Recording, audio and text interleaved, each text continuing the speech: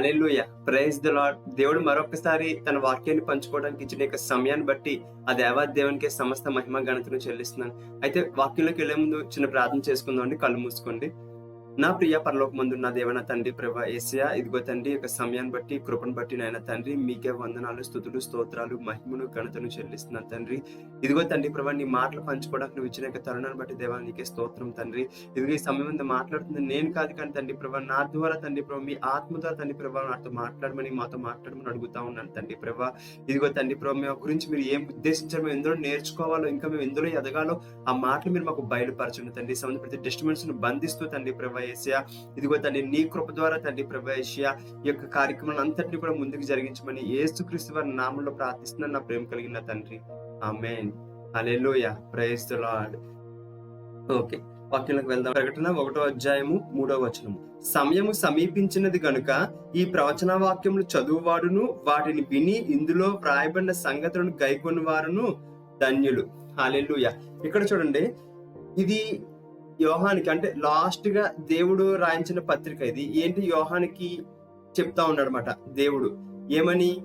ఇదిగో చూడండి, సమయం సమీపించి ఉన్నది కనుక ఈ ప్రవచన వాక్యములు చదువువాడంట ధన్యుడు, వాటిని విని అందులో గైకొనివారు. చూడండి, ఇక్కడ మనకి చూసినట్లయితే సమయము సమీపించి ఉన్నది కనుక ఈ ప్రవచన వాక్యములు అంటే చూడండి, ఇక్కడ దేవుడు మనకి ఒక హింట్ ఇస్తా ఉన్నాడనమాట. ఏంటంటే సమయం అనేది దగ్గరగా అయిపోతుంది. ఏంటి సమయం సమీపిస్తుంది అంటే ఆయన రాకడికంట, అంటే ఆయన రావటానికి సమయం సిద్ధపడతా ఉందంట. చూడండి, ఇదే ప్రకటన గ్రంథంలో మనం చూసినట్లయితే బైబిల్లోనే ఒక మాట ఉంటుంది, అపవాదికి కూడా సమయం కొద్దిగా ఉందంట. అర్థమవుతుందా? మనకెంత సమయం ఉందో వారికి అంతే సమయం ఉంది. కాబట్టి చూడండి, ఇక్కడ వాక్యంలో మాట్లాడుతున్నాడు దేవుడు ఏంటి, అపవాదికి కూడా సమయం కొద్దిగా ఉంది. కాబట్టి వాడు ఏం చేస్తున్నాడంట, సహోదరులను పరిశుద్ధులు ఎవరైతే ఉన్నారో వారు అందరినీ ఏం చేస్తున్నాడంట, ఇబ్బంది పెడతా ఉన్నాడంట. అవునా? మనం కూడా చెప్తా చూడండి, అపవాదికి ఎంత సమయం అయితే ఉందో క్రైస్తువులుగా మనకు కూడా అంతే సమయం ఉంది. అవునా? వాడికి తక్కువ, మనకి ఎక్కువ లేదు. ఎందుకంటే వాడు ఎప్పుడైతే మనకి ఈ సిద్ధపాటు లేదంటే ఈ వాక్యం గైకొంటము ఎప్పుడు వరకు అని అంటే రాకడ వచ్చేంత వరకు కూడా మనం ఈ వాక్యాన్ని చదువుకుంటా ఉండాలి. అవునా? ఎందుకంటే బైబిల్ దేవుడు మనకి ఇచ్చాడు. అలాగే సాతానికంట యేసుక్రీస్తు ప్రభువు వచ్చేంత వరకే, వాడి తర్వాత ఉండడు. అవునా? యేసుక్రీస్తు ఎప్పుడైతే వస్తారో, ఆయన అంతం ఎప్పుడైతే వస్తుందో అప్పుడు వాడిని తీసివేస్తాడు దేవుడు. అవునా? కాబట్టి చూడండి, వాడికి సమయం కొద్దిగా ఉండి వాడి పనిలో వాడు బిజీగా ఉన్నాడు. కానీ దేవుడి వాక్యం మనకు కూడా సెలవిస్తుంది, మీకు కూడా సమయం ఎలా ఉందంట, కొద్దిగా ఉంది. మీరేం చేయాలి, ఈ ప్రవచన వాక్యాలని చదవాలంట. చూడండి, ఇక్కడ సందర్భం వచ్చింది కాబట్టి చెప్తాం. ప్రవచన వాక్యము అంటే ఏంటి, జరగబోయే వాటిని మనకి ముందుగా తెలియపరుస్తుందంట. అంతేకాదు, ఇదే బైబిల్లో ఒక మాట కూడా ఉంటది. ఏమని ఉంటది, ఇగో దినములు చెడ్డవి కనుక సమయాన్ని మనం దుర్వినియోగపరచుకోకుండా సద్వినియోగపరచుకోవాలంట. ఏంటంట, దినములు చెడ్డవగంట, అజ్ఞానం వల్ల మనం ఉండకుండా జ్ఞానం. ఎందుకనంటే బైబిల్లోని దేవుడు ఒక మాట అంటాడు. ఏమని అంటాడంటే, ఈ ఎండింగ్ టైంలో అంటే ఈ యొక్క లాస్ట్ డేస్ లో లేదంటే నా ప్రజలు ఏమి లేక నశించిపోతున్నారంటే జ్ఞానం లేక నశించిపోతున్నారంట. అయితే చూడండి, మనకి సామర్థ్యం లేక కాదు, విశ్వాసం లేక కాదు, లేదంటే దేవుడు కృప తోడుగా ఉండలేక కాదంట. ఆయన అన్ని కలిగి ఉన్నప్పటికీ కూడా మనకి ఆ జ్ఞానం లేకపోతే ఎలా దాన్ని పొందుకోవాలి, ఎలా దాన్ని మనం ఉపయోగించుకోవాలి, మనకి దాని విషయమైనటువంటి ప్రత్యక్షత లేకపోయినప్పుడు మనకి ఏమవుతుంది, ఆ జ్ఞానం లేకపోవడం వల్ల ఆ విషయంలో చెరపట్టబడుతున్నాం. అవునా? అంటే ఎగ్జాంపుల్ కి మనకు ఎవరికైనా ఒక క్రైస్తవుడికి ఒక అనారోగ్యం వచ్చింది అనుకోండి, దేవుళ్ళలో స్వస్థత ఉన్నది అనేటటువంటి జ్ఞానం లేదనుకోండి, ఆ వ్యక్తి అనారోగ్యంతోనే ఉంటాడు. అవునా? అది దేవుళ్ళో ఆరోగ్యం ఉంది, ఆయన దెబ్బల వల్ల నాకు స్వస్థత అనేటటువంటి జ్ఞానం, ఆ ప్రత్యక్షత కలిగి ఉన్నాడు అనుకోండి, అతడు దాని నుంచి విడుదల పొందుతాడు. లేనప్పుడు ఆ యొక్క అనారోగ్యానికి చెరపట్టబడుతున్నాడు. అవునా? అలాగా మనకి దేని విషయం అయితే జ్ఞానం పొదువుగా ఉంటుందో దాని విషయం మనం చెరపట్టబడతాం. అందుకే దేవుడు అంటా ఉన్నాడు, మీరు అజ్ఞానం వల్లే కాకుండా జ్ఞానం వల్లే ఉండాలని దేవుని వాక్యం మనకు చెప్తా ఉంది. కాబట్టి ఇక్కడ కూడా యేసయ్య అంటున్నాడు ఏంటి, ప్రకటన గ్రంథంలోని సమయం సమీపించి ఉంది కనుక ఈ ప్రవచన వాక్యములు చదువువాడు వాటిని విని ఇందులో వ్రాయబడిన సంగతులను గైకొని వారు ధన్యులు. ఎందుకు, బైబిల్ మన చేతిలో ఉంటే యూజ్ లేదండి. అవునా? ఈ వాక్యాన్ని చదువుతున్నప్పుడు, ఎందుకంటే కీర్తనలో ఉంటుంది 119లో ఏమని ఉంటది, ఈ వాక్యము వెల్లడవుట తోడనే వెలుగు కలుగుతుందంట. అంటే నువ్వు ఎప్పుడైతే ఈ వాక్యాన్ని చదవడం మొదలు పెడతావో, ఎప్పుడైతే ఈ వాక్యాన్ని నువ్వు ధ్యానించడం మొదలు పెడతావో అప్పుడు ఈ వాక్యం పనిచేయడం ప్రారంభిస్తా ఉంటది. అవునా? అంతవరకు అదొక పుస్తకంలానే ఉంటది. ఈ వాక్యం చదువుతా ఉన్నప్పుడు ఇది చీకటి గల చోట వెలుగిచ్చు దీపమై ఉన్నట్టున్నదంట. ఒకసారి తీద్దామండి. 2 పేతురు 1:19 నుంచి చదువుదామండి. మరియు ఇంతకంటే స్థిరమైన ప్రవచన వాక్యం మనకు ఉన్నది. తెల్లవారి వేకు చుక్క మీ హృదయంలో ఉదయించే వరకు ఆ వాక్యము చీకటి గల చోట్ల వెలిగిచ్చు దీపమై ఉన్నట్టున్నదంట. హల్లెలూయా. ఏంటనంట, ఈ వాక్యము చీకటి గల చోట వెలిగిచ్చు దీపమై ఉన్నట్టున్నదంట. దాని యందు మీరు లక్ష్యం ఉంచిన యెడల మీకు మేలు. హల్లెలూయా. అర్థమవుతుందా? కాబట్టి చూడండి, ఈ వాక్యము మనకి చీకటి గల చోట్ల, అంటే ఈ వాక్యం మన జీవితంలో పనిచేస్తా ఉంది. ఎక్కడ ఏ సమస్యల్లో మనం ఇబ్బంది పడతా ఉన్నామో ఈ వాక్యం మనం చదువుతా ఉండగా, ఈ వాక్యం గురించి మనం తెలుసుకుంటా ఉండగా ఏమవుతుందంట, మనకి ఆ యొక్క చీకటి గల చోట్ల ఇది వెలుగుగా పనిచేస్తా ఉందంట. అర్థమవుతుందా? కాబట్టి మనము దేవుని మాటను గాని, దేవుని రాజ్యం గాని ఎప్పుడు కూడా లైట్ తీసుకోకూడదండి. అపవాది ఎలాగైతే తనకి సమయం కొద్దిగా ఉందని చెప్పి వాడి పనిని త్వరగా చేస్తున్నాడో, మనకు కూడా దేవుని రాజ్యంలో సమయం కొద్దిగా ఉందంట, చాలా తక్కువగా ఉందంట. అయితే మనం ఏం చేయాలి? యేసుక్రీస్తు ప్రభువు ఎందుకు ఇన్ని సంవత్సరాలు ఆలస్యం చేస్తున్నారంటే మనం అందరం సిద్ధపడాలి అని చెప్పేసి. అవునా? ఎందుకంటే ఎవరైతే సిద్ధపడతారో వారు పరలోక రాజ్యంలోనికి వెళ్ళగలుగుతాం. అవునా? మనము చీకట్లో ఉండిపోకూడదండి. మనము అజ్ఞాని వల్లే ఉండిపోకూడదు. మనం సిద్ధపడిన వారుగా ఉండకూడదు. దేవుడు సిద్ధపడిన సంఘం కోసం వస్తున్నాడు. అవునా? కాబట్టి మనం ఏం చేయాలంట? సిద్ధపడాలి. ఈ వాక్యాన్ని చదువుతూ, ప్రార్థన చేస్తూ, ఆయనతో సహవాసంలో ఉంటూ, అవునా, ఆయన ఆరాధిస్తూ, మనము వాక్యంతో నింపుకుంటూ, మనలో ఉండేటటువంటి దేవునికి అవిధేయమైన వాటిని కూడా ఈ వాక్యాన్ని చదువుతూ ప్రార్థనా పూర్వకంగా వాటన్నిటిని దేవుడికి విధేయులుగా మార్చుకుంటూ, అవునా, మనం ఏ పరిశుద్ధాత్మ దేవుడు వాక్యంలో ఒక మాట అంటాడు. ఏంటి? కొరింథీయులకు రాసిన పత్రికలో, మీరు మహిమ నుంచి అధిక మహిమకి వెళ్తూ ఆయన పోలికలో మార్చబడవలసిన వారే ఉన్నారంట. అవునా? కాబట్టి మనము ఆయన ఇమేజ్ లో చేంజ్ అయిపోవాలి. ఆదాము ఏ ఇమేజ్ అయితే కోల్పోయాడో అదే ఇమేజ్ ని దేవుడు మరలా మనకి యేసుక్రీస్తు వారి శిలువ రక్తం ద్వారా ఇచ్చేసాడు. అవునా? మరలా పరిశుద్ధాత్మను కూడా మనకి తోడుగా ఇచ్చాడు. అవునా? ఎందుకు అంటే మనం ఒక స్టేజ్ లో ఉండిపోకూడదు. వాక్యంలో ఉంటది, మనము ఆయన వచ్చే టైంకి ఆయన ఉన్నట్టుగానే మనము ఎదుర్కొంటామంట ఆయన్ని. అంటే చూడండి, మనకి ఒక పని అనేది ఉంది. నువ్వు క్రీస్తుని అంగీకరించిన తర్వాత అక్కడితో అయిపోలే, నువ్వు ఎదిగిపోవాలి, సంపూర్ణ అవటానికి ముందుకు సాగిపోవాలి. పౌలు అంటా ఉంటాడు, కాలం బట్టి చూస్తే మీరు బోధకులుగా ఉన్నప్పటికీ కూడా మీరు మొదటి ఉపదేశం మీకు మరలా బోధించవలసి వస్తుంది. అలా కాదంట. మనం సంపూర్ణ అవటం అంటే ఎదిగిపోయి దేవుణ్ణిలో ఆయన ఇమేజ్ లోకి మనం మార్చబడతా ఉండాలంట. మహిమ నుంచి అధిక వెళ్తా ఉండాలంట. అవునా? అయితే ఎలాగ వెళ్తాము అని అంటే, ఈ వాక్యాన్ని మనం చదువుతున్నప్పుడు, దేవుడితో సహవాసం చేస్తున్నప్పుడు మాత్రం మనం అలాగ వెళ్ళగలుగుతామండి. అవునా? కాబట్టి ఈ వాక్యం ఎలా ఉండి దానివల్ల ఏమి కూడా ప్రయోజనం ఉండదండి. మనం ఎప్పుడైతే చదువుతామో అప్పుడే. ఎందుకంటే ఇందాక మనం చదివాం పేతురు రాసిన పత్రికలు ఏమన్నది, తెల్లవారు వేకు చుక్క మీ హృదయంలో ఉదయించే వరకు ఆ వాక్యము చీకటి గల చోట వెలుగుచి దీపమైనట్టున్నది. దాన్ని యందు మీరు లక్ష్యం ఉంచిన యెడల మీకు మేలు. అంటే దాన్ని మనము వెలిగించే దీపం అయినప్పటికీ కూడా మనం వాడుకోకపోతే దానివల్ల మనకి ఏ మేలు లేదంట. కాబట్టి దేవుడు ఏమంటున్నాడు, ఈ అంచె దినము సమయం సమీపించింది కాబట్టి నువ్వేం చేయాలంట, ఈ వాక్యాన్ని గైకొనాలంటే. ఎందుకు గైకొనాలంటే చూడండి, అదే ప్రకటనలో ఒక మాట కూడా ఉంటది. ఏమని? నువ్వు నా ఓర్పు విషయమే వాక్యం గైకొంటున్నావు కాబట్టి శోధన కాలముల్లో శోధన నుంచి దేవుడు ఏం చేస్తాడంట, తప్పిస్తాడంట. ఎందుకంటే సంఘము ఏ స్థాయిలో ఉందో ఆ యొక్క స్థాయిని ఆ వ్యక్తులు మనం గ్రహించుకోలేకపోవటం వల్లే, అవునా, దేవుడు సంఘంని ఏ ఉద్దేశంతో చూస్తున్నాడో, ఎలా ఉండాలని చూస్తున్నాడో ఆ రీతిగా మనము వెళ్ళిపోవాలంటే. ప్రకటన 3:10 నీవు నా ఓర్పు విషయమై వాక్యం గైకొంటివి గనుక భూనివాసులను శోధించుటకు లోకం అంతటి మీదకి రాబో శోధన కాలం నేను నిన్ను కాపాడేదను. హల్లెలూయా. ఏంటనంట, మనము ఈ వాక్యాన్ని చదువుతున్నాం కాబట్టి మనకి దేవుని యొక్క జ్ఞానం పెరుగుతుందండి. అవునా? ఈ వాక్యంలో దేవుని యొక్క చిత్తం ఏంటి, దేవుడు ఏం ఉద్దేశం కలిగి ఉన్నాడు, ఇవన్నీ మనకి తెలుస్తూ ఉంటాయి. ఆ జ్ఞానం పెరుగుతూ ఉంటది. అవునా? మనలో ఆటోమేటిక్ గా మనకు తెలియకుండా ఈ వాక్యం మనం చదువుతూ ఉండగా దేవుని వెలుగుతో నింపబడతా ఉంటాం. ఆటోమేటిక్ గా మనం దేవుని యొక్క స్వరానికి లోపడతాం. అని ఎప్పుడైతే నువ్వు ఈ వాక్యాన్ని చదువుతా, ఈ వాక్యాన్ని ధ్యానిస్తా, దేవునితో సహవాసం ఉండడం మొదలు పెడతావో, నువ్వు ఈ లోకంలో ఉంటున్నప్పటికీ కూడా ఒక దైవ సంబంధిగా జీవించడం మొదలు పెడతావు. నీకు తెలీదు. ఎప్పుడైతే అలా మొదలు పెడతా ఉంటావో, ఇక్కడ దేవుడు ఏమంటున్నాడు, శోధన రాదని దేవుడు చెప్పలేదండి. ఖచ్చితంగా భూమి మీదకి అంచుకాలంలో చాలా శోధనలు వస్తాయని చెప్తాడు దేవుడు. అవునా? అపవాదికి సమయం కొద్దిగా ఉందని ఎవరిని మింగుదరా అని చెప్పి వాడు తిరుగుతా ఉన్నాడంట. అవునా? దొరికినట్టు వాడు ఇబ్బంది పెడదామని చూస్తా ఉన్నాడు. కానీ దేవుడు ఏమంటున్నాడు, నేను ఆ శోధన నుంచి నువ్వు తప్పిస్తాను. ఎందుకు అని అంటే నువ్వు నా వాక్యాన్ని గైకొంటున్నావు కాబట్టి. అవునా? ఏ శోధనైనా రానివ్వండి, కానీ దేవుని వాక్యం నీకు తెలిస్తే అందులో ఎలాగ తప్పించుకోవాలో నీకు మార్గం బోధించబడుతుంది. బైబిల్లో ఉంటుంది, సాధారణంగా మనుషులకు కలిగే శోధన తప్ప మరి ఏది నీకు ఎక్కువ రాదంట. అయినప్పటికి కూడా మనకి తప్పించుకునే మార్గం ఎక్కడుందంట, ఆయనలో ఉందంట. అవునా? మనం తప్పించుకునే అవకాశం ఉంది. ఎలాగా? జ్ఞానము. మనము దేని విషయమైతే జ్ఞానం కలిగి ఉండమో దాని విషయమే చెరపట్టబడతాం. కాబట్టి నువ్వు ఎంత దేవుని వాక్యాన్ని తెలుసుకుంటున్నావో, ఎంత దేవుని గురించి తెలుసుకుంటున్నావో ఏమవుతుందో తెలుసా, నీ జ్ఞానం అభివృద్ధి చెందుతా ఉంటదని. అవునా? ఎప్పుడైతే జ్ఞానం ఎదుగుతా ఉంటావో ఆటోమేటిక్ గా నువ్వు ప్రతి ఒక్క పరిస్థితిని కూడా నీకు ఎలా హ్యాండిల్ చేయాలో ఆ జ్ఞానం వస్తుంది, ఎలా హ్యాండిల్ చేయాలో నీకు తెలుస్తుంది. అవునా? కాబట్టి మనము లైట్ తీసుకోకూడదండి, మనము నిర్లక్ష్యం చేయకూడదు. దేవుని రాజ్యంలో ఎదుగుట విషయంలో నిర్లక్ష్యం చేయకూడదు. దాని వల్లనే మనము ఇంకా ఇంకా సమస్యలు అనేవి ఎదుర్కొంటా, సమస్యల్లో ఇరుక్కుపోతా, కొన్నిసార్లు ఓడిపోతా ఉన్నాం. అవునా? దేవుడి ఉద్దేశం ఏంటంటే ప్రతి ఒక్కరు కూడా ఆయన స్వరూపంలోనికి మార్చబడాలండి. అవునా?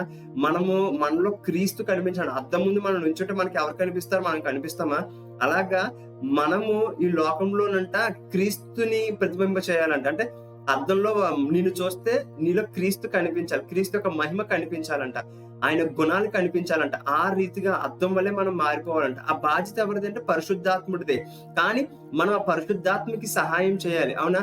ఎప్పుడైతే నువ్వు ఈ వాక్యాన్ని చదువుతావో నీలో పరిశుద్ధాత్ముడు పనిచేయడం మొదలు పెడతాడు. ఎప్పుడైతే నువ్వు ప్రార్థన చేయడం మొదలు పెడతావో నీలో పరిశుద్ధాత్ముడు పనిచేయడం మొదలెడతాడు. ఎప్పుడైతే నువ్వు ఆయన సహవాసం ఉండి, అవునా, సంఘానికి వెళ్ళి వాక్యం వింటా ఉంటావో, దేవుని రాజ్య సంబంధమైన ఏ పని చేస్తున్నప్పుడు కూడా నీలో పరిశుద్ధాత్ముడు పనిచేయడం ప్రారంభిస్తాడు. అవునా? అంతేకాని మనము ఏం పని చేయకుండా మన పని మనం చేసుకుంటే లోపల పరిశుద్ధాత్ముడు ఉంటాడు, కానీ అతని వల్ల ఏం మనకు ఉపయోగం ఉండదు. పేతురు రాసిన పత్రికలో ఉంది, నీకు చీకటి గల చోట వెలిగించి దీపమై ఉంది, కానీ దాని వందు నువ్వు లక్ష్యం ఉంచితే నీకు అది మేలంట. అంటే దాన్ని వాడుకుంటేనే, ఇంత దేవుడు ఇన్ని గొప్ప అభిషేకాలు, ఇన్ని గొప్ప ఆశీర్వాదాలు, ఇన్ని గొప్ప వరములు ఇవన్నీ ఇచ్చినప్పటికి కూడా మనం వాటి గురించి తెలుసుకుని వాడుకున్నప్పుడు మాత్రమే మన జీవితంలో పని చేస్తాయి. అవునా? మనము లైట్ తీసుకుంటే అవి ఏమి కూడా మన జీవితంలో అంత చూడము. ఎందుకంటే చూడండి, బైబిల్లో ఉంటుంది, మనం అనుకుంటాం ఏంటి, నాకు వాక్యం ఉంది కదా, నేను రక్షించబడిపోయాను కదా, నేను సంఘానికి వెళ్తున్నాను కదా, నేను దేవునికి ఇస్తున్నాను కదా, సరిపోద్ది అని అనుకుంటే లేదండి. ఎందుకంటే యేసుక్రీస్తు ప్రభు వారు ఒక మాట చూద్దాము, అది చూసి మనము ఇంకా క్లియర్ గా మనకు అర్థమవుతుంది. లూకా సువార్త 11వ అధ్యాయం. ఓకే, లూకా సువార్త 11వ అధ్యాయము 27-28. ఆయన ఈ మాటలు చెప్పుచుండగా ఆ సమూహంలో ఉన్న ఒక స్త్రీ ఆయనను చూచి, నిన్ను మోసిన గర్భమును నీవు కుడిచిన స్తనములను ధన్యములైనవని కేకలు వేసి చెప్పగా, ఆయన అవును గాని దేవుడి వాక్యం విని దాన్ని గైకొని వారు మరి ధన్యులని చెప్పాను. ఏంటనంట, నువ్వు క్రీస్తుని కలిగి ఉండడము, రక్షణ తీసుకోవటము, సంఘానికి వెళ్ళటము, దేవునికి ఇవ్వటము, ఇదంతా కూడా చాలా గొప్పదండి. దానివల్ల నువ్వు ధన్యుడివి, ఆశీర్వదించబడుతున్నావు. కానీ వ్యక్తిగతంగా నువ్వు ఎదుగుతున్నావు అనుకోండి, వ్యక్తిగతంగా నువ్వు వాక్యం చదివి, వ్యక్తిగతంగా నువ్వు ప్రార్థన చేసి, వ్యక్తిగతంగా దేవునితో సహవాసం ఉండి నువ్వు ముందుకు వెళ్తున్నావు అనుకో, మరి ధన్యులు అంట నువ్వు. హల్లెలూయా. అర్థమవుతుందా? అంటే నీ ఆశీర్వాదము, నీ యొక్క దీవెనలు, నీ యొక్క అభిషేకము అంతా ఏమవుతుందంట, రెట్టింపు అవుతా ఉందంట. దేవుడు అంటున్నాడు అక్కడతో ఆగిపోద్దు, నువ్వేం చేయాలంట, ఇక్కడ అదే అంటున్నాడు కదా, నిన్ను మోసిన గర్భం చాలా గొప్పది అని చెప్పి ఒక స్త్రీ అంటా ఉంటే ఈయన అంటున్నాడు, ఓకే ఆమె ధన్యులే కాదని అంటలేదు, కానీ నా వాక్యం చదివి దాన్ని గైకుంటే, నాతో సావాసంలో ఉంటే వారు మరింత ధన్యులంట. అంటే ఇంకా ఎక్కువగా ఆశీర్వదించబడతాం. అంటే దేవుడే చెప్తున్నాడు, చూడండి, మీకు నేను రక్షణ ఇచ్చాను, మీలో పరిశుద్ధాత్మను పెట్టాను, మీలో అభిషేకం అనేది ఇచ్చాను, కానీ మీరు ఏం ఉపయోగించుకోకపోతే దానివల్ల ఏం ప్రయోజనం లేదు. మనం లోకానికి వెలుగు అంటే లైట్, వెలుగు అంటే వెలగాలి. అవునా? వెలుగు ఎందుకు? ఇతరులకు ఉపయోగపడటానికి. అవునా? వెలుగుతా ఉంటే ఎవరికి ఉపయోగమో దాని చుట్టుపక్కల ఉండే వాళ్ళందరికీ ఉపయోగపడుతుంది. అవునా? మనము కూడా వెలగకుండా లైటే, కానీ మనం ఆపేసిన లైట్ లాగా ఉండకూడదు. అవునా? మనం వెలగాలి, వెలిగితే ఇతరులకు ఉపయోగపడతాం. అంటే నువ్వు ప్రార్థించగా ఇతరులు విడుదల పొందుతూ ఉండాలి, నువ్వు దేవుని వాక్యం చెప్తుండగా వారి హృదయంలోని ఉన్న సందేహాలు తీర్చబడతా ఉండాలి, వారితో దేవుడు మాట్లాడుతూ ఉండాలి. అవునా? కాబట్టి దేవుడు మనల్ని ఆ స్థితిలో పెట్టాడండి. అవునా? ప్రతి ఒక్క బిడ్డని కూడా, ప్రతి ఒక్క క్రైస్తవుని కూడా దేవుడు ఎలా పెట్టాడంటే ఇతరులకు వెలుగుగా పెట్టాడు, ఇతరులకు ఉప్పుగా పెట్టాడు మనల్ని. అవునా? కాబట్టి మనం కేవలం మనకే కాదు, ఎప్పుడు మనకు మనమే ఉండిపోతామంటే మనం ఎదగకపోయినప్పుడు మనకి మనలానే ఉండిపోతాం. కానీ నువ్వు ఆత్మలో ఎదుగుతా ఉన్నావు అనుకోండి, నీ వల్ల ఇతరులకు ఉపయోగం ఉంటుంది, నీ వల్ల ఇతరులకు ప్రయోజనం ఉంటుంది. అనేక మంది యొక్క ప్రశ్నలకి నువ్వు ఒక జవాబుగా ఉంటావు. అవునా? కాబట్టి లైట్ తీసుకోకూడదు. ఆత్మలో ఎదుగుట విషయంలో మనం ఎప్పుడు కూడా లైట్ తీసుకోకూడదు. ఇంకోటి కూడా చూద్దాము. ఇదే లూకా సువార్త 8వ అధ్యాయము 19వ వచనం అండి. ఇక్కడ కూడా దేవుడు మనతో చక్కగా మాట్లాడతాడు. ఏంటంటే లూకా సువార్త 8వ అధ్యాయం 19వ వచనం. ఆయన తల్లియు సహోదరులను ఆయన యొద్దకు వచ్చి జనులు గుంపులుగా ఉండుట చేత ఆయన దగ్గరకు రాలేకపోయారు. అప్పుడు నీ తల్లియు నీ సహోదరులు నిన్ను చూడగోరి వెలుపల నిలుచున్నారని ఎవరో ఆయనకు తెలియజేసిరి. అందుకు ఆయన దేవుని వాక్యం విని దాని ప్రకారం జరిగించి వీరే నా తల్లియు నా సహోదరులని వారితో చెప్పాను. ఇక్కడ చూడండి, యేసుక్రీస్తు ప్రభు వారి యొక్క తల్లి సహోదరులు ఆయన యొక్క సొంత మనుషులు. అవునా? ఆ తల్లికి పుట్టిన వ్యక్తి, తన సహోదరుడు, వీళ్ళందరూ కూడా దేవుడు యేసుక్రీస్తు ప్రభు వారి యొక్క సొంత వ్యక్తులు అయినప్పటికీ కూడా యేసుక్రీస్తు ప్రభు ఏమంటున్నారో తెలుసా? ఎవరైతే నా వాక్యం విని నా మాటలు గైకుంటున్నారో వారే నా నిజమైన తల్లి, నా సహోదరుడు అని చెప్పి అంటున్నాడు. అంటే చూడండి, దేవుడు దీనివల్ల మనం ఏం నేర్చుకున్నాం అంటే, మనం యేసయ్యను రక్షకుడిగా అంగీకరించాం, కరెక్టే. ఆయన మన దేవుడు, మనలో పరిశుద్ధాత్మ ఉన్నాడు, అభిషేకం ఉన్నది. కానీ నువ్వు ఎప్పుడైతే ఆయన మాటను నేర్చుకుని ఎదగటం ప్రారంభిస్తావో అప్పుడంట ఏంటి, నిజముగా నీవు తండ్రివై నిజంగా ఆయన దేవుడై ఉన్నందుకు నీ జీవితంలో ఆయన ఎలా ఉద్దేశించారో ఆ క్రియలు జరుగుతాయి. అవునా? నిజంగా ఆయన రక్షకుడై ఉన్నందుకు ఆయన రక్షణ ఏంటో నీ వల్ల ఇతరులకు తెలుస్తా ఉంటది. అవునా? ఆయన తల్లి, నీ సహోదరుడు బయట ఉన్నారయ్యా, నువ్వు ఒకసారి వచ్చి వాళ్ళ కలు అంటే ఆయన ఏమంటున్నాడు తెలుసా? లేదు, ఎవరైతే వాక్యం వింటున్నారో వారు నా తల్లి, నా సహోదరులు అని అంటున్నాడు. అంటే చూడండి, దేవుడు ఆత్మలో ఎదిగే వారికి, ఆయన వాక్యం వినే వారికి ఎంత ఎక్కువ ప్రాధాన్యత ఇస్తున్నాడో. అవునా? కరెక్టే. ప్రతి ఒక్క యేసుక్రీస్తు వారి రక్తంలో అంగీకరించబడిన ప్రతి ఒక్క ప్రార్థన దేవుడు అంగీకరిస్తాడు. కానీ ఎవరైతే ఆయనతో సహవాసంలో ఉంటారో, ఆయనతో సహవాసం చేస్తా ఉంటారో వారి యొక్క ప్రార్థన ఇంకా త్వరగా ఉంటదండి. ఎందుకు తెలుసా? వారు దేవునితోని మాట్లాడుతున్నారు, దేవుడు వారితో కూడా మాట్లాడుతూ ఉన్నాడు. అవునా? లేదనుకోండి, మనం చదవట్లేదు అనుకో, మనమే దేవుడితో మాట్లాడతాం కానీ దేవుడు మనతో మాట్లాడుతున్నటువంటి అనుభవంలోకి మనము వెళ్ళము. అవునా? నువ్వు ఎదుగుతా ఉన్నప్పుడే చాలా మందికి ఉంటది, నేను ప్రార్థిస్తున్నాను కానీ నాతో దేవుడు ఏం మాట్లాడలేదు అని అనుభవంలో ఉంటది. ఎందుకు తెలుసా? మనం ఎదుగుతా ఉన్నప్పుడు, అంటే మనం ఆశతో, దేవా నువ్వు చెప్పు నేను వింటానన్న ఆశతో మనం ఆయనతో సమయం గడుపుతున్నప్పుడు, ఎందుకంటే అక్కడ తల్లి సహోదరులు అక్కడ సమయం గడుపుతున్నట్లేదు, వారు బయట నుంచి వస్తున్నారు, చాలా మంది వింటున్నారు. కానీ దేవుడు ఎవరికి ప్రిఫరెన్స్ ఇస్తున్నాడు? ఎవరైతే వింటున్నారో ఆయన గురించి, ఎవరైతే ఆయన గురించి ధ్యానిస్తున్నారో, ఎవరైతే ఆయన వెతుకుతా ఉన్నారో వారి పట్ల ఆయన ఆసక్తి కలిగి ఉన్నాడంట. అర్థమవుతుందా? కాబట్టి చూడండి, మనము మన సామర్థ్యాన్ని ఎప్పుడు కూడా వేస్ట్ చేసుకోకూడదండి. దేవుడు మనకి ఏంటి ఇచ్చాడో అది మనం ఉపయోగించుకోవాలి. అవునా? ఎందుకనంటే దేవుడు నీకు ఇచ్చిన దాన్ని నువ్వు ఎలా వాడుకుంటున్నావు అనే దాన్ని కూడా దేవుడు చూస్తా ఉంటాడు. నువ్వు ఆ ఇచ్చిన దాన్ని పర్ఫెక్ట్ గా వాడుతున్నావు అనుకోండి, దేవుడు నూతన లెవెల్కి మనల్ని తీసుకెళ్తా ఉంటాడు. అంతేకాదు, మనం చూద్దాం, ఎందుకంటే మనకి ఎప్పుడు ఇలాగ మనం నిర్లక్ష్యంగా ఉంటామనంటే, నువ్వేంటో నీకు తెలియనప్పుడు నువ్వు నిర్లక్ష్యంగా ఉంటావు. అవునా? నువ్వేంటో నీకు తెలియనప్పుడు మనం నిర్లక్ష్యంగా ఉంటాం. నీ ప్రణాళిక ఏంటో నీకు తెలియనప్పుడు మనం నిర్లక్ష్యంగా ఉంటాం, పెద్దగా ఫోకస్ పెట్టము. నువ్వు ఎగ్జాంపుల్ కి చూడండి, డాక్టర్ అనుకోండి, నువ్వేం చేస్తావు? ఫోకస్ పెడతావు. అవునా? ఏంటి? ఆ డాక్టర్ వృత్తి మీద, నువ్వు చేయవలసిన పని మీద నువ్వు ఫోకస్ పెడతావు. అలాగా నువ్వు ఏ ఉద్యోగం చేస్తున్నావో దానికి సంబంధించిన దాని మీద నువ్వు ఫోకస్ పెడతావు. అవునా? నువ్వు ఎగ్జాంపుల్ ఇంజనీరింగ్ చదవాలనుకున్నావు అనుకో, ఇంజనీర్ అవ్వాలనుకున్నావు అనుకో, నువ్వేం చేస్తావు? ఇంజనీరింగ్ కావాల్సినంత కోర్స్ అంతా నువ్వు ఫోకస్ పెట్టి చదువుతావు. అవునా? అలాగా ఎందుకు అలా మనం చదువుతాము? మన గురి అది. అలాగే ఇక్కడ దేవుడు కూడా మనకి ఆత్మీయంగా మనకు ఒక గురి ఇచ్చాడు. చూడండి, మనం దేవుని రాజ్యాన్ని ఎప్పుడు కూడా లైట్ తీసుకోకూడదు. దేవుని రాజ్యము నీ జీవితం అయిపోవాలి. అర్థమవుతుందా? నువ్వు దేవుడు అలాగని చెప్పి మొత్తము నువ్వు చదువుకోవద్దు, నువ్వు స్కూల్కి వెళ్ళొద్దు, నువ్వు కాలేజ్కి వెళ్ళొద్దు, లేదా నువ్వు ఉద్యోగం చేయొద్దు, పెళ్లి చేసుకోవద్దు అని చెప్పట్లేదు. కానీ అవన్నీ చేసుకుంటూ ఆయన అంటాడు కదా, మనం ఇవన్నీ ఎందుకు చేసుకుంటాము? రొట్టెకు అంటే తినటానికి, మన ఫుడ్ ఉండడం, భూమి మీద జీవించడం, సమృద్ధిగా ఉండడం కొరకు. ఆయన ఏమంటాడు తెలుసా? మనుషుడు రొట్టె వలన మాత్రం కాదు కానీ దేవుడి నుంచి ప్రతి మాట వలన కూడా జీవిస్తాడు. అంటే చూడండి, దేవుడు చెప్తా ఉన్నాడు, కేవలం రొట్టె కాదు, ఆయన రాజ్యం కూడా. అర్థమవుతుందా? దేవుడు నిన్ను పని చేసుకోవద్దని అంటలేదు, వ్యాపారం చేయొద్దని అంటలేదు, వివాహం చేసుకోవద్దని అంటలేదు, ఇవన్నీ చేసుకోమంటున్నాడు దేవుడు. కానీ ఏం చేయమంటున్నాడు? ఆయన రాజ్యాన్ని, నీతిని కూడా నువ్వు వెతకమని చెప్తా ఉన్నాడు. అవునా? నీ జీవితంలో సగం సమయము నువ్వు నీ జీవితం కోసం కష్టపడుతున్న కొంత సమయం తీయాలి దేవుడికి. అవునా? మనము ఇచ్చిన దాంట్లో దేవునికి దశమ భాగం ఇస్తాం. అలాగే మనకి ఇచ్చిన సమయంలో కూడా మనము దేవునికి ఇచ్చేయాలండి. అవునా? నీకు రోజుకి 24 గంటలు ఇస్తున్నాడా? నువ్వేం చేయాలి? 2 గంటల 40 నిమిషాలు మినిమం 10% అనుకుంటే నువ్వేం చేయాలి? ఆ సమయాన్ని దేవుడికి తీయాలి. ఒకసారి తీయలేకపోవచ్చు. ఉదయం ఒక అరగంట, మధ్యాహ్నం 1 గంట, లేదా సాయంత్రం 1 గంట. ఎందుకంటే ఉదయం బిజీగా ఉంటాం కాబట్టి ఒక అరగంట, మధ్యాహ్నము ఒక అరగంట, సాయంత్రం ఒక 2 గంటలు తీసామనుకోండి. 1 గంట వాక్యం చదివి, 1 గంట ప్రార్థన చేసి, అలా కూడా మనం చేయలేకపోతున్నామా? పావు గంట కొంతసేపు ప్రార్థన, పావు గంట కొంతసేపు ప్రార్థన, అలా చేసినా మనకి, ఎందుకంటే ఒక్కొక్కరికి గంట సేపు ప్రార్థన చేయాలంటే చేయడానికి అవ్వదు. అవునా? అలా ఎవరికి అవుతుంది అంటే, ఎవరైతే వాక్యాన్ని తెలుసుకుంటా ఉంటారో, ఎవరైతే దేవుని యొక్క చిత్తం తెలుస్తూ ఉంటుందో వారు ఎన్ని గంటలైనా ప్రార్థించగలుగుతారు. అవునా?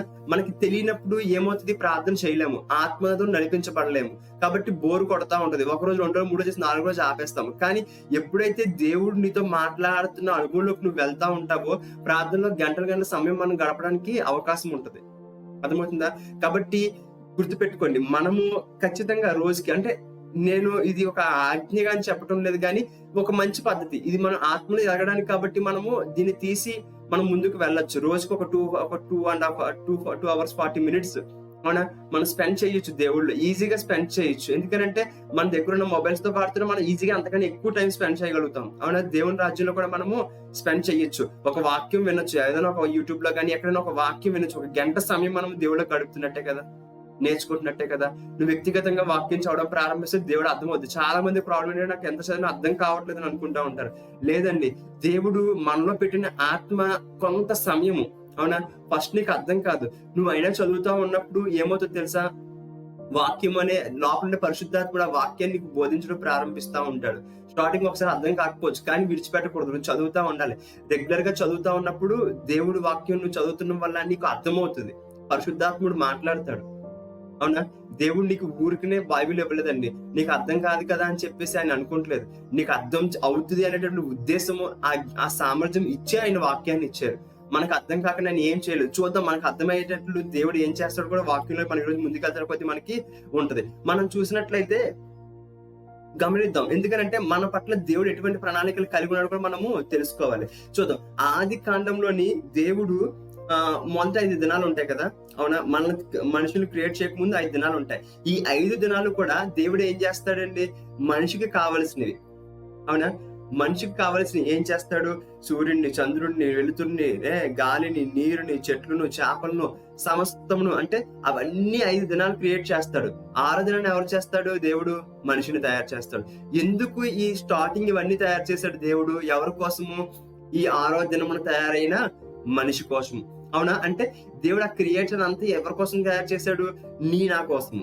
అవునా కాదా? అవును. అలాగే దేవుడు ఆదాము నుంచి కూడా యేసుక్రీస్తు ప్రభు వారి యొక్క శిలువ వరకు కూడా అంతమంది ప్రవక్తల్ని, అంతమంది యాజకులను, అంతమంది భక్తులను, గొప్ప గొప్ప విశ్వాసుల్ని ఎందుకు లేవనెత్తాడండి? ఈ రోజున్న మన లాంటి వారి కోసం. అవునా? ఎందుకంటే దేవుని యొక్క అల్టిమేట్ ప్లాన్ ఏంటంటే సంఘం సిద్ధపరచబడాలి. ఈ భూమి మీద ఉన్న ఆ ఆదాము పాపం చేసి పడిపోయాడు. ఆ పాపంలో పడిపోయిన ఆ యొక్క మానవ జాతిని అంతటిని కూడా తన కుమారుని యొక్క రక్తం ద్వారా కడిగి మరలా ఏదైతే కోల్పోయాడో ఆ సామర్థ్యంలో పెట్టడానికి, ఏమో చెప్పలేం, అంతకంటే గొప్ప స్థాయిలో దేవుడు ఇప్పుడు మనల్ని చూస్తా ఉన్నాడు. అవునా? అందుకనే చూడండి, బైబిల్లో ఉంటది ఆ మాట, మీకు వచనాలు చూపిస్తా. ఆది కాండంలో 5 దినాలు ఎలాగైతే దేవుడు మానవుడి కొరకు సిద్ధపరిచాడో, అలాగే ఆది కాండంలో ఉండే ఆదాం పడిపోయినప్పుడు నుంచి కూడా యేసుక్రీస్తు ప్రభు వారు సిలువ వేసి తిరిగి లేవబడేంత వరకు కూడా అంతమంది ప్రవక్తలను, లేదంటే అందరు దైవజనులను, విశ్వాసాలను అందరినీ కూడా దేవుడు ఎవరి కోసం సిద్ధపరిచాడంటే సంఘం కొరకు. అవునా? సంఘం అంటే ఎవరు? మనందరం. ఎవరైతే క్రీస్తుని అంగీకరించారో, ఆయన రక్తంలో కడుగుపడ్డారో వాళ్ళందరూ కూడా సంఘము. అవునా? మన అందరి కొరకు అంట. అర్థమవుతుందా? అంటే దేవుడే మన కొరకు అన్ని వేల సంవత్సరాలు సిద్ధపరిస్తే మనం ఆ స్థితిలో ఉండి మనం లైట్ తీసుకోకూడదు, నిర్లక్ష్యంగా ఉండకూడదు. నేను చెప్దాం అనుకున్న అంశం ఏంటంటే అది. ఎందుకు దేవుడు సమయం సమీపించింది వాక్యం చదవని ఎవరో చెప్పట్లేదు, నేను ఎవరో చెప్పట్లేదు, దేవుడే చెప్తున్నాడు ఈ వాక్యాన్ని చదవమండి, ఈ వాక్యాన్ని చదవండి, మీరు నాతో సహవాసంలో ఉండండి, నా సన్నిధిలో ప్రార్థన చెయ్యండి అని చెప్పి. అవునా? ఎందుకు చెప్తున్నాడు? దీని వల్ల ఏదో ఒక ఉపయోగం ఉంది కదా! లేకుండా దేవుడు చెప్పడు కదా! ఉపయోగం ఉంది కాబట్టే మనకి చదువు రాలేదనుకోండి, అక్కడ ఉంటది. చదువువాడును వినువాడునని కూడా ఉంటది. అవునా? కనీసం వినడానికైనా ప్రయత్నించాలంట. వినడం కూడా దానివల్ల ప్రయోజనం ఉంటది. ఎందుకంటే వినుట వల్ల విశ్వాసం వస్తదంట. అవునా? కాబట్టి గుర్తుపెట్టుకోండి. మనము ఈ యొక్క అవకాశాన్ని ఉపయోగించుకోవాలండి. మనం అస్సలు కూడా నెగ్లెక్ట్ చేయకూడదు. ఒకసారి చూద్దాము. హెబ్రీయులకు రాసిన పత్రిక. ఎందుకనంటే ఇక్కడ ఒక మాట ఉంటది. అది చూద్దాము. హెబ్రీయులకు రాసిన పత్రిక 11వ అధ్యాయము 39, 40 వచనాలండి. వీరందరూ తమ విశ్వాసం ద్వారా సాక్ష్యము పొందిన వారైనను. వీరందరూ అంటే ఎవరనంటే, మీకు ఖాళీగా ఉన్నప్పుడు ఈ యొక్క హెబ్రీయులకు రాసిన పత్రిక 11వ అధ్యాయం మనం చదివినట్లయితే మనకి ఇక్కడ విశ్వాసుల యొక్క చిట్టా అంతా ఉంది. అంటే స్టార్టింగ్ నుంచి విశ్వాసంతో ఎవరైతే దేవుని మెప్పుని పొందారో, విశ్వాసంతో దేవుడి గొప్ప కార్యాలు చేయగలిగారో, ఇవన్నీ కూడా ఇందులో రాసి ఉంటాయండి. అవునా? ఇటువంటి వాళ్ళందరూ కూడా ఎవరంట చూడండి. దానియేలు వలె బహుఇష్టుడంట, దానియేలు బహుప్రియుడంట. దావీదంటే దేవుడికి చాలా ఇష్టము, నా హృదయానుసారుడు అంటాడు. యోసేపుతో దేవుడు తోడుగా ఉన్నాడు అంటాడు. హానోకుతో దేవుడు నడిచాడని చెప్పి ఉంటది.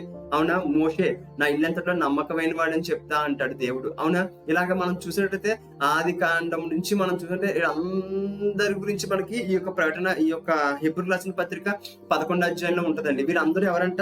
విశ్వాస వీరులు. అవునా?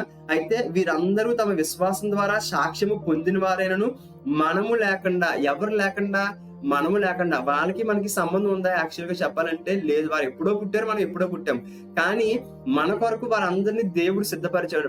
మన కొరకు వారందరినీ కూడా దేవుడు ఏం చేశాడంట? వెయిటింగ్ లో పెట్టాడంట. ఎవరి కొరకు?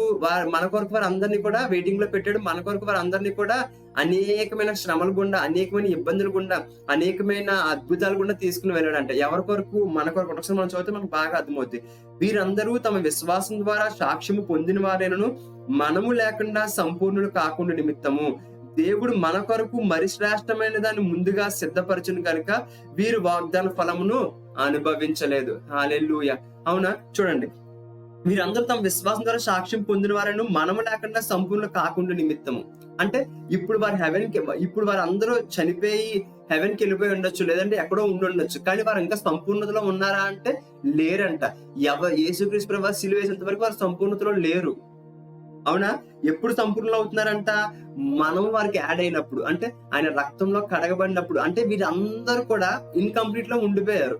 వారి పని అంతా కూడా సగంలో ఉండిపోయింది. ఎవరు అసలు ఏం చేయడానికి వచ్చారు? ఆ ప్రవక్తలందరూ పని ఏంటి? ఆ దేవుని ద్వారా వచ్చి యేసుక్రీస్తు ప్రభు వారిని ఆయన గురించి ప్రవచిస్తూ, ఆయన గురించి ఎదురు చూస్తా, ఎప్పుడు వస్తారా అని చెప్పి ఎదురు చూస్తా ఉన్నారంట.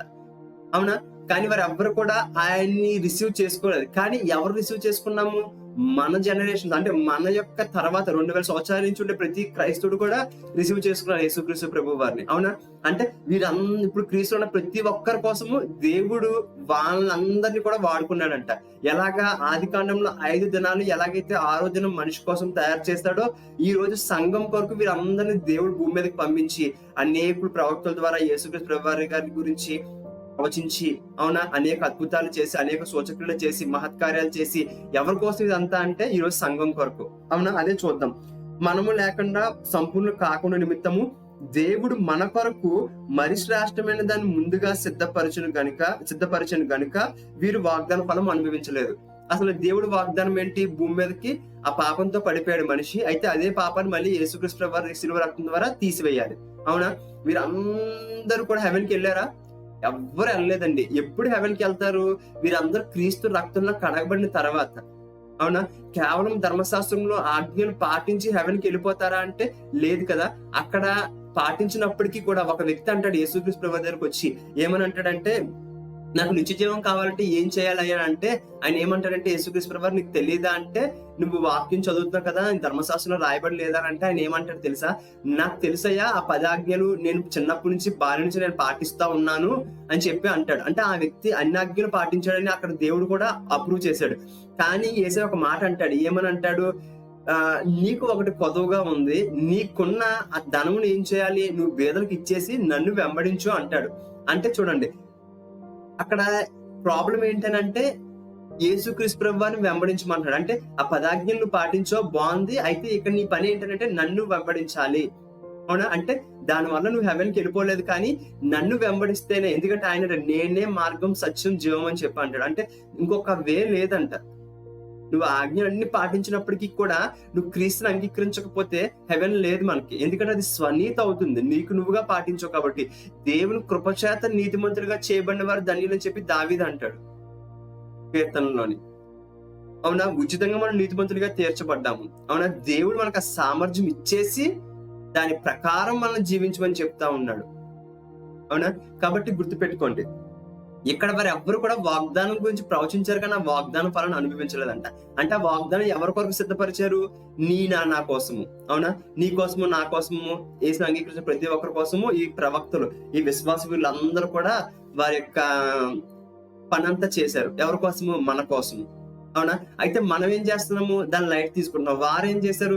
ఇది ఎప్పుడు వస్తుందా అని ఎదురు చూసుకుంటూ ఉన్నారంట. అవునా? కాబట్టి మరి శ్రేష్టమైనదని ముందుగా సిద్ధపరిచిన కనుక వీరు వాగ్దాన ఫలమును అనుభవించలేదు. అంటే ఒక్కరు కూడా సంపూర్ణంగా చేయబడలేదు యేసుక్రీస్తు ప్రభువు రక్తం కార్చేంత వరకు. అంటే సంఘము మనందరము కూడా. అవునా? మనందరి కొరకు దేవుడు ఒక గొప్ప సంఘం పట్ల ఒక ప్లాన్ కలిగి ఉన్నాడు. అవునా? భూమి స్టార్టింగ్ నుంచి కూడా ఎండింగ్ వరకు మనం చూసుకున్నట్లయితే వాక్యంలో దేవుడి యొక్క ప్రాధాన్యత ఏంటనంటే క్రీస్తు రక్తం చేత కడగబడిన యొక్క సంఘం మీద ఆయన ఫోకస్. అవునా? దీని కొరకే మొత్తం అంతటిని కూడా సిద్ధపరుస్తున్నాడు. అవునా? మరి అయితే మనం ఎందుకు ఆ పొజిషన్ లో ఉండి మనం నిర్లక్ష్యంగా ఉండాలి? ఎందుకు మనం అభివృద్ధి చెందకుండా ఉండాలి ఆత్మలో? ఖచ్చితంగా మనము ఎదగాలి. ఇంకా మనం చూద్దాం ఒకసారి మొదటి పేతురు మొదటి అధ్యాయము 10-12 వచనాలండి. మీకు కలుగు ఆ కృపను గురించి ప్రవచించిన ప్రవక్తలు ఏంటంట, మనకి ఒక కృప కలిగిందంటే ఏంటి ఆ కృప? ఉచితంగా మనం నీతిమంతులుగా తీర్చబడ్డామండి. అవునా? ఆజ్ఞని ఏమి పాటించకుండానే మనం దేవుడు నీతిమంతులుగా పరిశుద్ధులుగా చేసేసి ఇప్పుడు మీరు వాటిని హ్యాండిల్ చేయండి, ఇప్పుడు మీరు నీతిగా జీవించండి, ఇప్పుడు మీరు పరిశుద్ధంగా జీవించండి అంటున్నారు. అవునా? సామర్థ్యం ఇచ్చేసి మనం జీవించమంటున్నారు. అవునా? జీవించక సామర్థ్యం ఇస్తానని చెప్పట్లే. అవునా? ఇక్కడ చూడండి, మీకు కలుగు ఆ కృపను గురించి, అదే కృప. అవునా? నేను ముందు నీతిమంతుడిగా ట్రీట్ చేసిన తర్వాత నేను నీతిగా జీవించమని చెప్తున్నాడు దేవుడు. అవునా? విశ్వాసం వల్ల నువ్వు నీతిమంతుడిగా మార్చబడిపోయావు దేవుని కృపను బట్టి. అవునా? అయితే ఈ కృపను గురించి ప్రవచించిన ప్రవక్తలు ఈ రక్షణ గురించి పరిశీలించు. అంటే మనకు వచ్చిన రక్షణ కొరకు ఈ ప్రవక్త, పాత నిబంధనలో ఉన్న ప్రతి ఒక్క ప్రవక్త కూడా పరిశీలిస్తా ఉన్నాడంట. ఈ రక్షణ ఎప్పుడు వస్తుంది, ఎలాగొస్తుంది, ఏంటని మన కోసము వాళ్ళు ఏం చేస్తున్నారంట? పరిశీలిస్తూ ఉన్నారంట. తమ యందున్న క్రీస్తు ఆత్మ క్రీస్తు విషయమైన శ్రమల గూర్చియు వాటి తర్వాత కలగబో మహిమల గూర్చియు ముందుగా సాక్ష్యం ఇచ్చినప్పుడు ఆ ఆత్మ ఎట్టి కాలమును సూచించు వచ్చునో దాన్ని విచారించి పరిశోధించిరి. హల్లెలూయా. ఏంటనంట? క్రీస్తు అనే ఒక వ్యక్తి వస్తారు, ఆయన ద్వారా ఆయన కొన్ని శ్రమలు అనుభవిస్తాడు, శిలువలో ఆయన మరణిస్తాడు, ఆయన రక్తం కాలుస్తాడు, రక్తంలో అనేక మంది జనాంగము కడగబడుతుంది, నీతిమంతులుగా పరిశుద్ధులుగా తీర్చబడతారు అని ఏ ప్రవక్త పుట్టినప్పుడు అది ఆ కాలంలో వస్తుందేమో, ఇది ఎప్పుడా అని చెప్పి వారు అందరూ పరిశీలిస్తా ఉన్నారంట. అంటే వారు అంత ఆశతో ఉన్నారంట. ఏ కాలం కొరకు? ఇప్పుడు మనము అనుభవిస్తున్న ఈ సమయం కొరకు. అవునా? ఈ యొక్క గొప్ప కృపాయుగంలో ఉన్నాం కదా, ఈ యుగం కొరకు వారు అందరూ కూడా ఎంతో ఆశపడ్డారంట. అవునా? కానీ వారి ఎవ్వరికి కూడా ఏ ప్రయోజనం లేదంట. అయితే చూడండి ఏమంటున్నారు. ఎట్టి కాలం వచ్చినో దాన్ని విచారించి పరిశోధించిరి. పరలోకం నుండి పంపబడిన పరిశుద్ధాత్మ వలన మీకు సువార్త ప్రకటించిన వారి ద్వారా మీకిప్పుడు తెలుపబడిన ఈ సంగతుల విషయమే తమ కొరకు కాదు గాని మీ కొరకే తాము పరిచర్య చేసిరని సంగతి వారికి బయలుపరచబడిను. దేవతలు ఈ కార్యమును తొంగి చూడగోరుచున్నారు. హల్లెలూయా. అంటే వారు పరిశీలించి దేవుని సన్నిధిలో కనిపెట్టి వారు ఫైనల్ గా ఒక డెసిషన్కి వచ్చారంట. ఏంటి? ఓకే, ఇదంతా మా కొరకు కాదు, మేము కేవలం ప్రవచించేవారము, వారికి మార్గం సిద్ధపరిచేవారము, దీన్ని అనుభవించేవారు వేరే ఉన్నారు అని చెప్పి వాళ్ళందరూ కూడా డిసైడ్ అయ్యారంట కొంత సమయానికి. అవునా? అది ఎవరు అంటే మనము. అర్థమవుతుందా? హెవెన్ లో కూడా దేవుడు ఏం చేయబోతున్నాడో, దేవుని యొక్క జ్ఞానం ఏంటో హెవెన్ లో కూడా ఎవరికి తెలియదంట. అది కూడా మన ద్వారా చూపించాలనే దేవుడు చూశాడు. ఇక్కడ చూడండి ఏంటని అంటాను, దేవదూతలు ఈ కార్యమును తొంగి చూడగోరుచున్నారు. హల్లెలూయా. అంటే ఈ ఈ సంఘం పట్ల పరలోకమంతా కూడా ఆశతో ఉందంట. ఎప్పుడు ఈ ప్రజలందరూ కూడా రక్షించబడతారు, ఎప్పుడు క్రీస్తు రక్తంలో కడగబడతారు, ఎప్పుడు సంఘంగా ఏర్పడతారు, ఎప్పుడు తండ్రిని ఆరాధిస్తారు, ఇవన్నీ కూడా అంట పరలోకం ఆశతో ఉందంట. ఎప్పుడు జరుగుతుంది, ఎప్పుడు జరుగుతుంది, ఎప్పుడు జరుగుతుందని. చూడండి, అందరూ ఆశ కలిగి ఉన్నారంట మనం ప్రెజెంట్ ఉండే సిచ్యువేషన్ కోసం.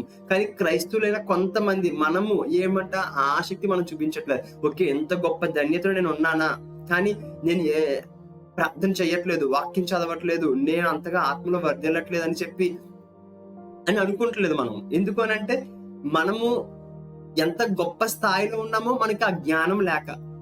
అవునా?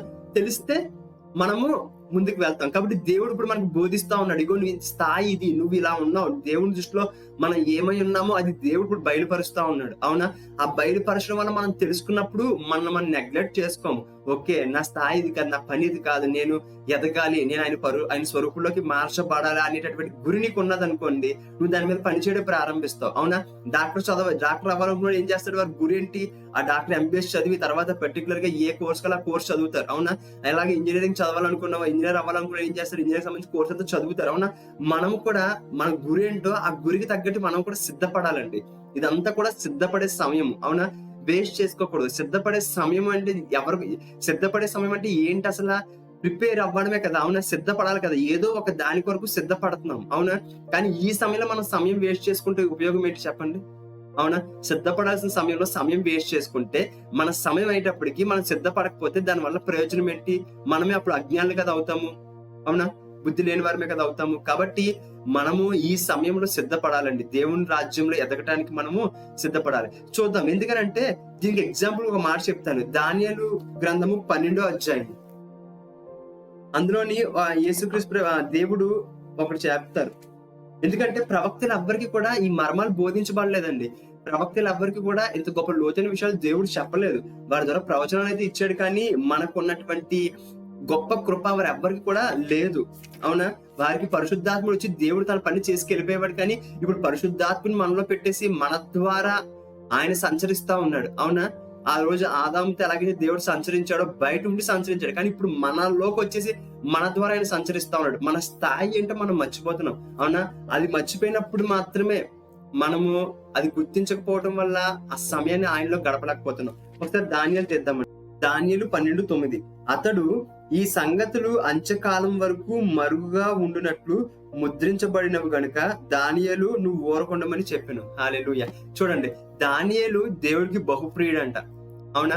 దేవుడికి చాలా ఇష్టం దానియేలు అంటే. అయితే అటువంటి దానియేలు కూడా, దేవా ఈ మర్మం ఏంటో నాకు చెప్పు దేవా అంటే, దానియేలుకి దేవదూత పంపించి ఏమని చెప్పబడుతుంది తెలుసా దేవుని ద్వారా? ఈ మర్మములు నీ కాదు దానియేలు, అంత్యకాలం ముందు క్రీస్తు రక్తంలో కడగబడిన యొక్క సంఘం ఉంటది కదా, ఆ సంఘం కొరకు సిద్ధపరచబడుతుంది, నువ్వు ఊరకుండమని చెప్తున్నాడు దేవుడు. అవునా?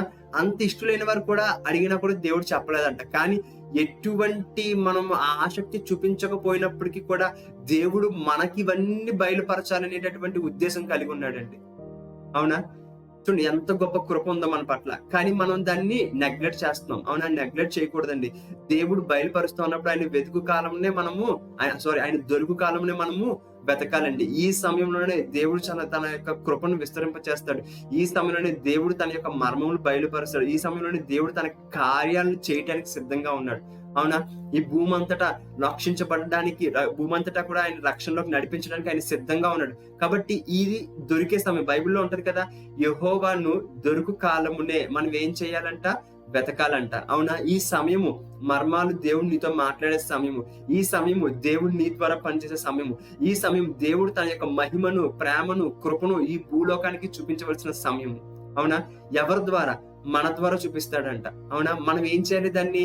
దేవా, అవునా, ఎంత గొప్ప ప్రణాళిక నువ్వు కలిగి ఉన్నావు. ఆయన అంటాడు కదా, ప్రతి మోకాలు, ప్రతి నాలుక ఆయన వంగుతుందంట. ప్రతి మోకాలు ఆయన నామంలో వంగి ప్రతి నాలుక ఆయన ఒప్పుకుంటదంట, ఆయన స్తుతిస్తుందంట.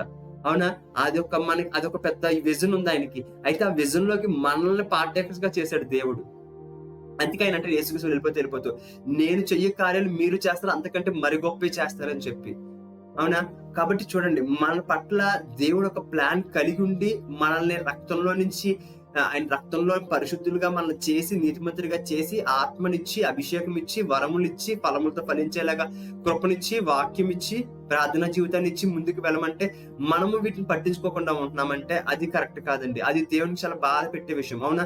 కాబట్టి మనము ఎదగడానికి సిద్ధపడటానికి మనం ప్రయత్నించాలండి. ఆసక్తిని మనము చూపించాలి. కాబట్టి మనం చూసాం కదా, ఎందుకంటే ఈ పరలోకంలో ఉండేటటువంటి ప్రధానులు, తర్వాత 24 పెద్దలు, దూతలు, వీరందరూ కూడా సంఘంలో ఏం బోధించబడుతుంది, ఈ వ్యక్తికి దేవుడు ఏం చెప్తాడు, ఇవన్నీ కూడా ఆశతో చూస్తున్నారంట.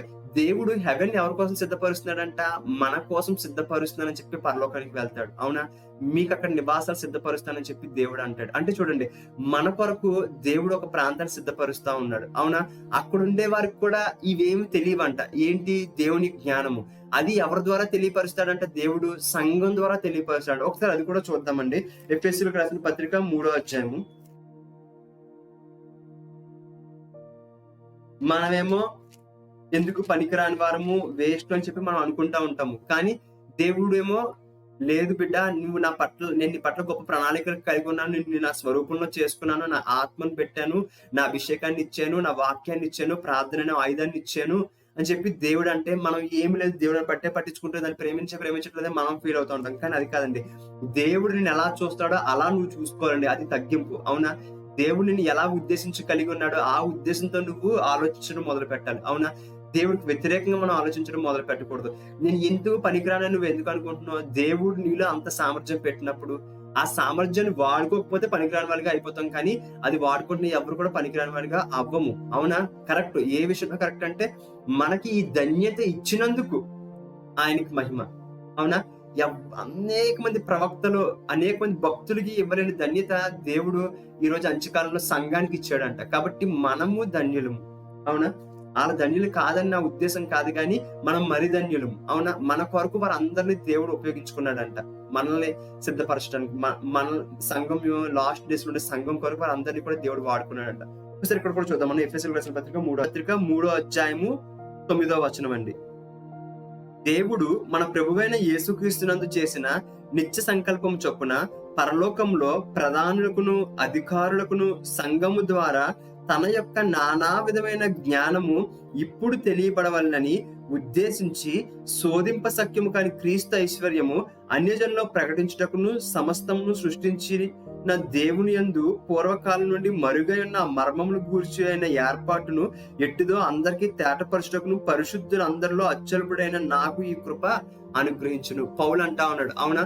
పౌలుకి అంగీకరించాడంటే దేవుడు. అంటే చూడండి, ఇక్కడ పౌలుకి ఇటువంటి కృప అనుగ్రహించాడంటే మనం ఎవరికి అనుగ్రహించలేదంటే కాదండి.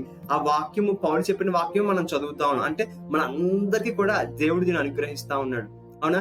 ఇంకా నీకు లోతైన విషయాలు చెప్తా ఉంటాడు దేవుడు, అవునా? ఇంకా నీకు ఈ పౌలు చెప్పిన దాంట్లో నుంచి మర్మాలు నీతో మాట్లాడుతూ ఉంటాడు. ఇంకా అనేక సేవకుల ద్వారా మాట్లాడుతూ ఉంటాడు, అవునా? చూడండి, బైబిల్లో అనేక మంది సేవకులు ఉన్నారు, ఒకరి తర్వాత ఒకరు. మనం వెంటనే రాను ఇంకా లోతుగా బోధించబడుతుంది.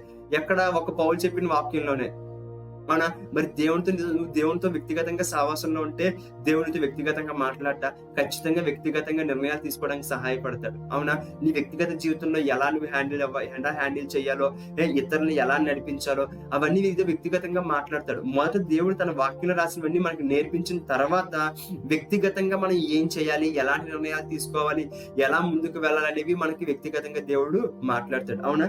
ఇక్కడ మనం చూసినట్లయితే ఏంటనంట, పరలోకంలో ఉండే ప్రధానులను, ఇంకోటి ఏంటనంట, ప్రధానులు, అధికారులు, వీరందరూ అంట సంఘము ద్వారా నానా విధమైన జ్ఞానము ఇప్పుడు తెలియపరచబడవలని. ఎవరికి? పరలోకంలో ఉండే ప్రధానులకును అధికారులకును. హల్లెలూయా. అర్థమవుతుందా? అంటే పరలోకంలో ఉండే వారికి దేవుడు సంఘం ద్వారా నేర్పిస్తా ఉన్నాడంట. అంటే నువ్వు సంఘానికి, నీ ద్వారా దేవుడు తన యొక్క లోపల పరిశుద్ధాత్మను పెట్టి ఈ వాక్యాన్ని చదువుతున్నప్పుడు, లేదా సహవాసంలో దేవునితో ఉన్నప్పుడు, ప్రార్థనప్పుడు దేవుడు నీ ద్వారా వచ్చే మాటలు, అనగా ఇప్పుడు మనం మాట్లాడుకుంటున్న మాటలు, లేదంటే దైవ సేవకులు మన సంఘంలో మాట్లాడే మాటలు, ఇవన్నీ మాట్లాడుతున్నప్పుడు అంట పరలోకం వింటా ఉందంట. ఓకే. ఇదా దేవుడి ప్లాను, ఇదా దేవుడి కృప, ఓకే ఇలాగా అని చెప్పి పరలోకం వింటా ఉందంట. అంటే ఆయన పక్కన ఉన్నప్పుడు కూడా వారెవ్వరికీ దేవుడు డైరెక్ట్‌గా చెప్పట్లేదంట. ఎవరి ద్వారా చెప్తున్నాడంట? సంఘము ద్వారా చెప్తున్నాడంట. చూడండి మరి ఎంత గొప్ప ధన్యతలో మనం ఉన్నాం కదా! మరి మనం ఎలా లైట్ తీసుకుంటాము? లైట్ తీసుకోకూడదు కదా! మనము ఎదగాలండి. ఎందుకంటే పౌలు అంటున్నాడు, ఇటువంటి కృప ఈ సంఘానికి ఇవ్వబడింది అని చెప్పి. అవునా? కానీ సంఘం ఏం చేస్తుంది? తన బిజీ లైఫ్‌లో పడిపోయేట్టు అపవాది చేశాడు. అవునా? మనం పనులు చేసుకోవద్దనే ఉద్దేశం కాదు గానీ, మనము మన సమయాన్ని దేవుడితో గడపాలండి. ఎప్పుడైతే మన సంఘాన్ని మనం దేవుడితో మన సమయాన్ని మనం దేవుడితో గడుపుతామో, మన వలన లోకానికి ఉపయోగం ఉందండి. మన వలన దేవుని రాజ్యం కట్టబడుతుంది. మనకు తెలీదు. అయ్యో! నేనే పట్టివాడిని నాకేం రాదు అనుకోకూడదు. ఎందుకంటే నీకేం రాదని తెలిసే దేవుడు నీకు పరిశుద్ధాత్మనిచ్చాడు. నువ్వు చేతకానివాడు అని చెప్పే దేవుడు నీకు అభిషేకాన్ని ఇస్తున్నాడు. నువ్వు పాపివి అని తెలిసే దేవుడిని నీతిమంతుడిగా చేస్తాడు. అవునా? నీకు అన్ని సామర్థ్యాలు ఇచ్చేసాడు. నీకది తెలియక దాన్ని గ్రహించక మనము ముందడుగు వేయట్లేదు. అవునా? కాబట్టి దేవా నేను సిద్ధం అని అన్నప్పుడు దేవుడు మనల్ని వాడుకోవడం మొదలు పెడతాడు. దేవుడు మనకు బోధించడం మొదలు పెడతాడు. దేవా నేను చెప్తానని ముందుకు వచ్చినప్పుడు దేవుడు మనం ముందుకు తీసుకెళ్తాడండి. అవునా? కాబట్టి మనము నిర్లక్ష్యం చేసుకోకూడదు. ఒకసారి చూద్దాం. 1 కొరింథీయులకు రాసిన పత్రిక 2వ అధ్యాయం 7 నుంచి చదువుదామండి. దేవుని జ్ఞానము మర్మమైనట్టుగా బోధించున్నాము. ఈ జ్ఞానము మరుగై ఉండెను. జగదుత్పత్తికి ముందుగానే దీనిని దేవుడు మన మహిమ నిమిత్తము నియమించెను. ఈ యొక్క మర్మం రూపంగా ఉండే ఈ జ్ఞానం అంటే ప్రవక్తలందరి ద్వారా దేవుడు మాట్లాడిన ప్రతి మర్మాలు, ప్రతి ప్రవచనాలు ఇవన్నీ కూడా అంట సంఘం యొక్క మహిమ కొరకు నియమించాడంట. హల్లెలూయా. అంటే చూడండి, దేవుడు మీకు స్టార్టింగ్ చెప్పా, ఆదికాండంలో 5 days ఎలాగైతే మనిషి కోసం ప్రిపేర్ చేశాడో, ఈ యొక్క సంఘం కొరకు ఇన్ని సంవత్సరాలు దేవుడు ప్రిపేర్ చేసుకుంటూ వచ్చాడంట. చూద్దాం ఇంకా కిందకి. ఇందును గూర్చి దేవుడు తన ప్రేమించే వారి కొరకు ఏవి సిద్ధపరచునో అవి కంటికి కనపడలేదు, చెవికి వినపడలేదు, మనిషి హృదయంలోకి గోచరం కాలేదని వ్రాయబడి ఉన్నది. చూడండి, ఈ మాట పాత నిబంధనలో తీసుకొచ్చి కోడ్ చేస్తా ఉన్నాడు పౌలు భక్తుడు. ఇక్కడ ఏమంటున్నాడు? దేవుడు మన కొరకు ఏం సిద్ధపరిచాడో అవి ఎవ్వరికి అర్థం కాలేదంటండి. ఏ వ్యక్తికి బోధించలేదంట దేవుడు. అవునా? సంఘం ద్వారా ఏం చేద్దాం అనుకుంటున్నాడో, సంఘానికి సంఘం ద్వారా ఆయన ఉద్దేశాలు ఏం కలిగి ఉన్నాడో, సంఘం నుండి ప్రజలకు అంటే సంఘం అంటే మన పట్ల ఆయన ఎటువంటి ప్రణాళికలు కలిగి ఉన్నాడో ఎవ్వరికి పాత నిబంధనలో తెలియలేదంట. అవునా? అక్కడ అదే చెప్తున్నాడు. ఇందుని గురించి దేవుడు తాను ప్రేమించే వారి కొరకు ఏవి సిద్ధపరిచినా అవి కంటికి ఎవ్వరికి కనిపించలేదు, ఎవ్వరు చెవికి వినపడలేదు, మనిషి హృదయంలోకి గోచరము కాలేదు. ఎగ్జాంపుల్ కదా దానియేలు గురించి మనము తెలుసుకున్నాం. అవునా? అయితే మనకేం చేస్తాడంట? మనకైతే దేవుడు వాటిని తన ఆత్మ వలన బయలుపరిచి ఉన్నాడు. ఆత్మ అన్నిటినీ దేవుని మర్మములు కూడా పరిశోధించుచున్నాడు. హల్లెలూయా. అర్థమవుతుందా? చూసారా, మనము చూసినట్లయితే ఆ పాత నిబంధనలో వ్రాయబడి ఉంది కానీ ఎవ్వరికి తెలియలేదంట. కానీ మనకి దేవుడు మనలో పరిశుద్ధాత్మను పెట్టి మనకి ఆ మర్మాలు బోధిస్తా ఉన్నాడు. మన ద్వారా మర్మాలు దేవుడి తరకు బోధిస్తా ఉన్నాడంట. కాబట్టి చూడండి, మనం ఎంత గొప్ప ఆశీర్వాదం కలిగి, ఇన్ని గొప్ప దీవెనలు కలిగి నిర్లక్ష్యం మనం చేసిన ఎవరు తప్పు? మందే కదా. మనం తెలుసుకోకపోవడం వల్ల కదా ఆ తెలియని విషయమే చెరపట్టబడతా ఉన్నాము. అందుకే దేవుడు ఫోర్స్ చేస్తున్నాడు. ఏమని? ఈ దినములు సమీపిస్తున్నాయి కదా, మీరు ఈ వాక్యాలు చదవండి, ఈ ప్రవచన వాక్యాన్ని చదవండి, నాతో సావాసంలో ఉండండి. దినములు చెట్టో గనుక సమయం దుర్వినియోగపరచుకోనక సద్వినియోగపరచుకోండి. అజ్ఞానం వల్ల కాక జ్ఞానం వల్ల ఉన్న దేవుడు ఎందుకు చెప్తా ఉన్నాడు? మన ద్వారా ఆయనకు ఒక ప్రణాళిక ఉంది. మన ద్వారా దేవుని యొక్క చిత్తం నెరవేరవలసి ఉంది. అవునా? అందుకని దేవుడు చెప్తా ఉన్నాడు. ఇక్కడ ఎంత స్పష్టంగా ఉంది.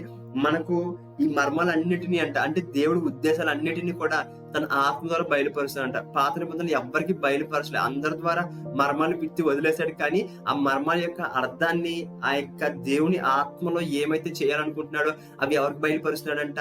తన ఆత్మ ద్వారా మనకు బయలుపరుస్తాడు. ఇక్కడ చూద్దాం, చూడండి. మనకైతే దేవుడు వాటిని తన ఆత్మలో బయలుపరిచి ఉన్నాడు.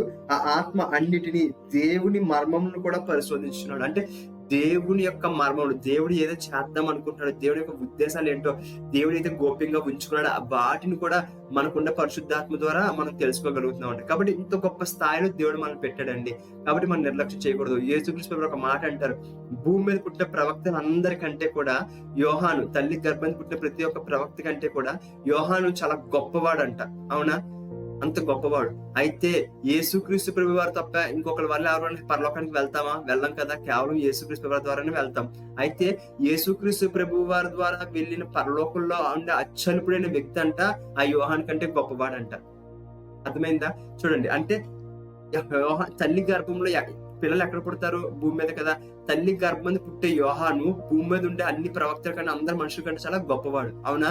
అయితే పరలోకంలో ఉండేటటువంటి అత్యల్పుడైన వ్యక్తి అతని కంటే కూడా గొప్పవాడంట. ఎక్కడ? ఈ భూమి మీద గురించి మాట్లాడుతున్నారు కాబట్టి, అవునా?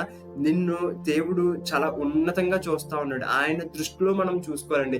ఆయన మనల్ని ఎలా చూస్తున్నాడో ఆ రీతిలో మనం చూసుకున్నప్పుడే ఆయన చిత్తం నెరవేరుతుంది, అవునా? ఆయన మనల్ని ఒక మహిమగా, ఆయన మనల్ని ఒక గొప్ప వ్యక్తిగా, లేదంటే నా రక్తంలో కడగబడ్డ ఒక వ్యక్తి అని చెప్పి ఆయన మనకి ఎటువంటి ఇంపార్టెన్స్ ఇస్తున్నారో ఆ ఇంపార్టెన్స్ మనం తెలుసుకున్నప్పుడే అది దేవునికి లోపడ్డమండి, అవునా? కాదు దేవా నాకు ఆ సామర్థ్యం లేదు మనం అనడానికి వీలు లేదు. ఎందుకనంటే దేవుడే నీకు ఆ సామర్థ్యం ఆల్రెడీ నీలో పెట్టాడు. నువ్వు చేయాల్సిందల్లా ఏంటనంటే ఆయనకి దగ్గర అవ్వటమే. ఆ యొక్క సామర్థ్యం బయటికి రావటానికి నువ్వేం చేయాలి? ఆయన కనెక్ట్ అవ్వడమే. అదొక్కటే. అది చేస్తే ఆటోమేటిక్ గా దేవుడు నీ పట్ల, నీ ద్వారా ఈ లోకంలో ఏం చేద్దాం అనుకుంటున్నారో అది జరిగి తీరుతుంది, అవునా?